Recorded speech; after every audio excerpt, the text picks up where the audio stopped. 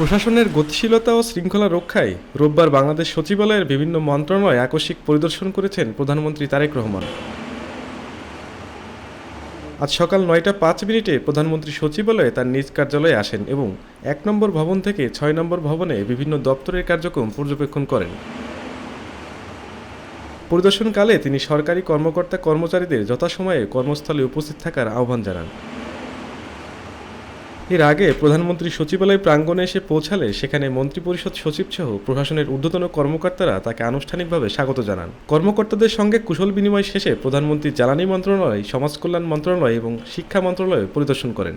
তিনি সরাসরি বিভিন্ন কক্ষে গিয়ে কর্মকর্তাদের সঙ্গে কথা বলেন এবং দাপ্তরিক কাজের খোঁজখবর নেন। এ সময় তিনি স্পষ্ট জানিয়ে দেন যে জনসেবা নিশ্চিত করতে হলে কর্মকর্তা ও কর্মচারীদের নির্ধারিত সময়ের মধ্যে অফিসে থাকা আবশ্যক। কোনো প্রকার বিচ্যুতি যেন না ঘটে সে বিষয়ে তিনি সংশ্লিষ্টদের প্রয়োজনীয় নির্দেশনা প্রদান করেন। সচিবালয়ের স্বাভাবিক কার্যক্রমে গতি ফেরাতে এবং স্বচ্ছতা নিশ্চিত করতে প্রধানমন্ত্রীর এই ঝটিকা সফরকে ইতিবাচক হিসেবে দেখছে সংশ্লিষ্ট কর্মকর্তারা।